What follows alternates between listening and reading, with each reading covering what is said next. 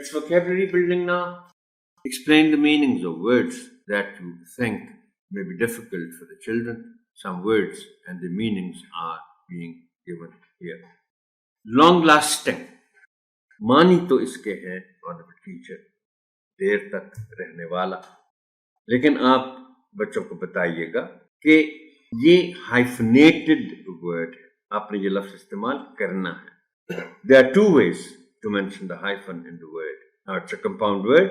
एक तो ये है कि you can say that there is a hyphen between the two words making this compound word. And the other way, it will add to their vocabulary. You can tell them that it is a hyphenated word, long lasting, something which lasts long, देर तक रहने वाला. Unforgettable, something which we cannot forget, जिसे भुलाया न जा सके. नाकाबिले फरामोश. Directions, instructions, हिदायत, to follow, पर अमल करना.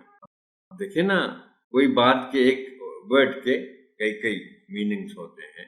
आप अगर लफ्ज फॉलो डिक्शनरी खोल कर देखें तो इसके कई माने आपको नजर आए. फॉलो का देखें ना, एक शेड ये भी है कि टू फॉलो समबडी, किसी के पीछे चलना. बहुत आप किसी को कह सकते हैं, आप बच्चों को बताइएगा, that you look back and you notice that somebody is coming behind you and then you tell him, don't follow me, मेरे पीछे मत आओ. But here in this text, to follow means पर अमल करना. और आप बच्चों को बता सकते हैं कि देखें, इससे वर्ड एक फॉलोइंग भी बनता है एडजेक्टिव के तौर पर, नाउन नहीं. और इसका बहुत इस्तेमाल होता है बच्चों की बुक्स में. सॉल्व द फॉलोइंग क्वेश्चंस, यानी जो आगे आ रहे हैं, जो फॉलो कर रहे हैं.